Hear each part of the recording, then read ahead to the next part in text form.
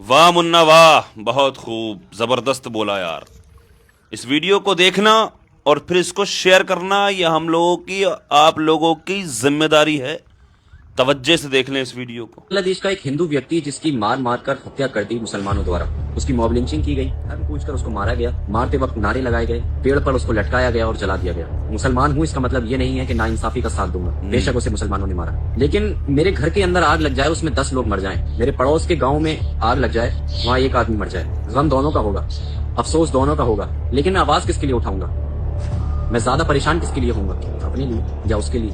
बेशक उसके साथ नाइंसाफी हुई, लेकिन मेरे घर के अंदर जो आग लगी उसका क्या?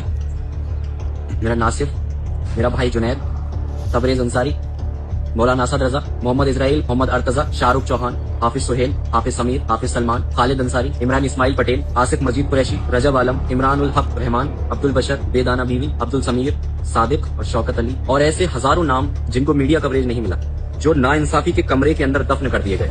आपने सुने कभी ये नाम? कभी किसी क्रिएटर को, सोशल मीडिया इन्फ्लुएंसर को इनके लिए इंसाफ के बारे में बात करते हुए देखा? बेशक जो बांग्लादेश के अंदर हुआ वो सही नहीं हुआ, उनको उनकी सजा मिलनी चाहिए। अगर कोई इस्लाम का नाम लेकर गलत काम करेगा, इसका मतलब ये नहीं है कि उस चीज की इजाजत इस्लाम ने दी है। कभी नाइंसाफी की इजाजत इस्लाम नहीं देता, किसी की जान लेने की इजाजत इस्लाम नहीं देता। जिहाद को लोग बदनाम करते हैं, क्या मतलब होता है जिहाद का? तुम अपनी नफ्स के ऊपर कंट्रोल कर लो, ये जिहाद है। तुम अपनी गैर जरूरी ख्वाहिशात को खत्म कर दो, ये जिहाद है। तुम अपने गुनाहों से अपने कदमों को पीछे हटा लो, ये जिहाद है। ये होता है जिहाद। किसी का गला काटना जिहाद नहीं होता, या किसी को पेड़ पर लटकाकर उसकी हत्या कर देना, उसको जला देना जिहाद नहीं होता। और अगर कोई ऐसा करता है, उसको जिहाद का नाम देता है, वो मुसलमान हो ही नहीं सकता। कौन इन लोगों का इंसाफ दिलवाएगा? तबरेज अंसारी को इंसाफ मिल गया क्या? बिल्किस बानो को इंसाफ मिल गया क्या? बिल्किस बानो के बलात्कारियों को जब जेल से निकाला गया तो उनकी माला डालकर, उनके गले में माला डालकर उनका स्वागत किया गया। ये इंसाफ की बात करते हो तुम मुझे सिखाओगे कि मैं हिंदुस्तानी हूँ कि नहीं? तुम मुझसे सबूत मांगते हो? ये कुछ फाड़े के टट्टू, नफरती चिंटू देश के अंदर नफरत फैलाते हैं, हिंदुओं को, मुसलमानों को आपस में लड़ाने का काम करते हैं, उनके दिलों के अंदर नफरत पैदा करते हैं, और लोग सर्टिफिकेट मांगते हैं हमसे हिंदुस्तानी होने का।